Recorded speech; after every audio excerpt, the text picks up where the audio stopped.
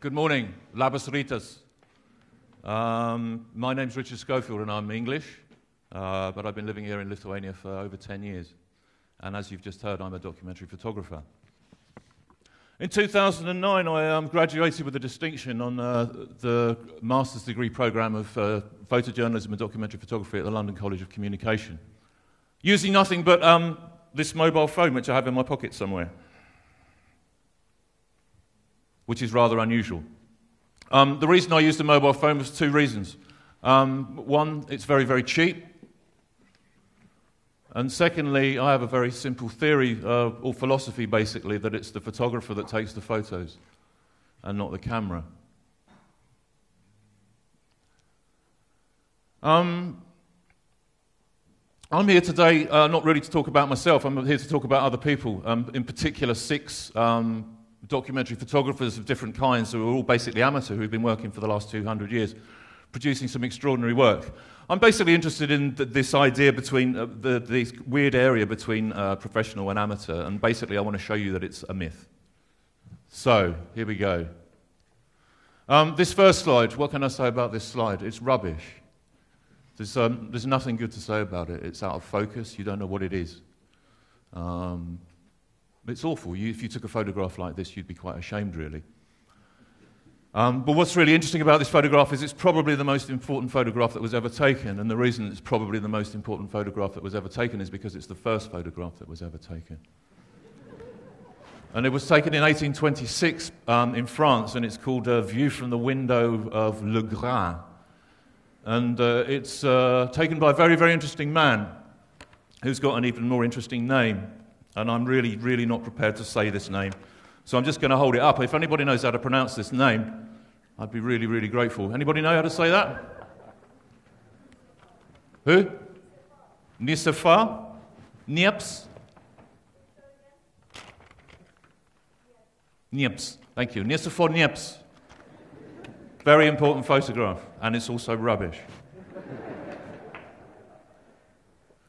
70 years after Niepce took his photograph in France, a German man called A.B. Warburg, who was an art historian, went to the United States. And he went to New Mexico, and he was interested in the Navajo Indians, the other Indians, these lot. What are they called? Don't remember. They're the Navajo. Anyway, he went there to basically live with them for 2 or 3 months. And for some reason that nobody knows, he took a camera with him. This is very unusual. In 1895, which is when this happened, photography was still in its infancy. He bought this amazing box camera from Kodak, and he took with 100 preloaded films in it. And he photographed the life of these Indians. This is quite an interesting shot. It's actually one of the better shots that he took. Most of the shots are really terrible. This one, you can actually work out what's going on.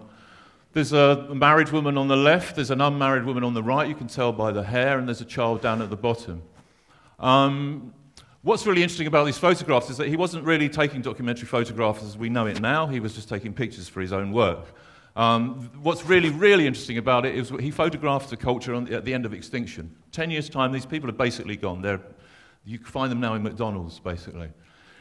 What I really want to say about this photograph is if you study A.B.'s work, he's kept a lot of diaries, did a lot of writing. You'll find that all the writing that he did about this trip, he barely mentioned photography. He really wasn't interested in photography. So what I want to say about this is you can make very, very important work and you don't even have to like photography.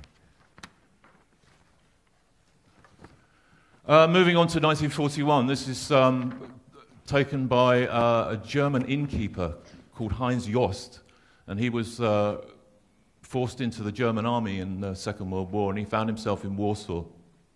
And the story goes that on his 40th birthday, for reasons, again, nobody knows, he took his camera into the Warsaw Ghetto.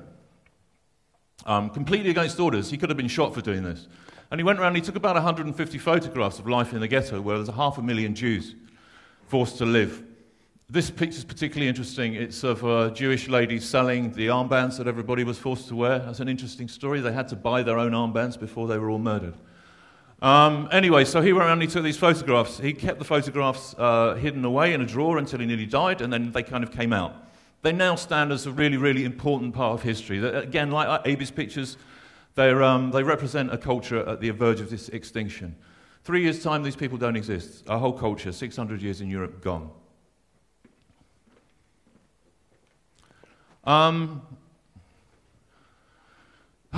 This is one of my favorite ever photographs. And it was taken in 1969 by a Lithuanian woman called Irina. I don't know if anybody have ever heard of her.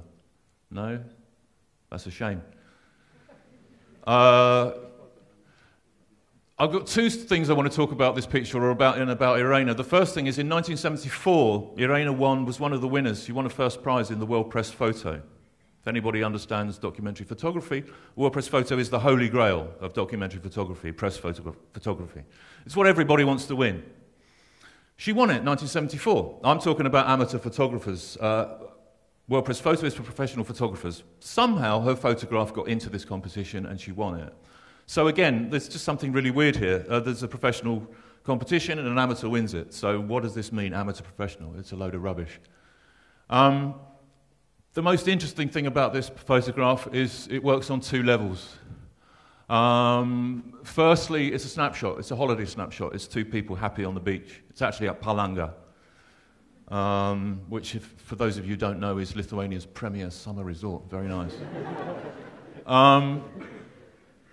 Two people on the beach, on holiday. Lovely, happy, fantastic. Irina was great. She's still alive. I know her. She's fantastic. She's got this habit of doing that with a camera, and all of her pictures have got these strange angles and everything, but it's just beautiful. It's just such a happy photograph. But the other thing about this photograph that's really fascinating, and this is something that I really want to get across today, is that it's hiding lots of secrets. These are Irina's parents. On the right is her father, who was an ethnic Lithuanian. On the left is her mother, who was Jewish. As everybody in this room, I'm sure, knows, in 1941, Germany invaded Lithuania. Irina and her parents were from Panevėžys. When the Germans arrived in Panevėžys, they forced all the Jews into a ghetto. Within 3 weeks, they were taken to the woods and they were murdered. A couple of days before this happened, Irina's mother, who was in the ghetto with Irina, realized that something strange was going on. So she took Irina, who was then 6 years old, and they ran away into the forest, and they were hidden for 3 years by a Lithuanian family, and they survived the Holocaust. And they're one of the few Lithuanian Jews who survived the Holocaust. So whereas the pictures before have been photographs of a culture on extinction, this is a photograph of survival. And I just love it. It's just fantastic. If you go home to this evening and you get on your computer and you Google communism, Soviet Union, photography, that kind of thing, you'll get the usual pictures. You'll get a pioneer with a smiling face. You'll get a tractor driver. You'll get lots of people in an important factory. You'll get all the usual Soviet images. What you don't get is things like this. This was taken in 1982 in Bucharest by a photographer called Andrei Pandale, who was like Irina. Irina was an architect. Like Irina, he was an architect. And he spent the better part of the 70s and the 80s wandering around at great risk, taking photographs of ordinary life in Ceausescu's Romania. This is just a really important message that I want to get across, which we'll come back to in a minute. But this is kind of, there's a lot of you that are probably over 30 years old maybe, so you kind of remember this kind of thing, that you were told one thing, but the reality was completely different. So amateur photography especially is very important for this kind of thing, because there was no alternative. This is an interesting photograph. You'll notice it's in colour, for a change. What's different about this photograph to the other photographs that I've shown is that this has been used by another photographer. And the story is quite interesting. In 1999, there was a war in Kosovo. And the ethnic Serbs forced the ethnic Albanians out of their homes. Basically out of the country. It's now a country, then it was a region of Serbia. Ethnic Albanians were just basically forced in a few minutes. They had to get whatever possessions they could carry, and they were forced out of Kosovo, and a lot of them ended up on this road, 22-kilometer stretch of road called the Road of Death. And the Serbs weren't happy that they were leaving. They thought they'd still interfere, and they shelled them and they bombed them, and lots of people died. An English press photographer called Tom Stoddart was there covering the war in 1999, and he was on the Road of Death. And basically on the Road of Death, after what had happened there were just suitcases and bags and prams and all sorts of litter where people had just left their stuff, where they'd been shot or where they'd run away. And among all of this stuff was photographs, obviously. People were taking the things that were most valuable to them when they were escaping. Photographs. Everybody was taking photographs. And he found quite a lot of them, and he thought that they were just really, really interesting. And he understood the value of, this is just a snapshot of a happy day in the life of an Albanian Kosovan couple. And he realized the importance of these photographs as a way of telling the story of the war. He was a war photographer. War photography is really interesting. It's very, very contentious. Nobody really can say whether it has any use or not. A lot of people say it's very glamorous. We don't really know. So I'm not very interested in war photography. For me, it doesn't really work. But this just works perfectly. This is everything you need to know about what war does. It destroys. This image is like covered in muck because it was found in the mud. And this kind of says everything that you need to know. And it's just a snapshot photograph of somebody's life. Right. We're back to my photographs again.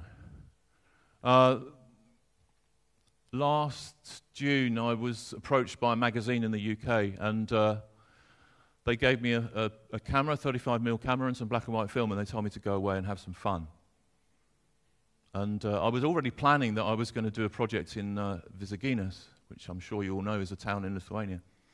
It used to be called Sniečkus. It's Lithuania's youngest town. Basically, Sniečkus was founded in 1975 to house the workers of the nearby nuclear power plant at Ignalina, or the Ignalina nuclear power plant, as I should say.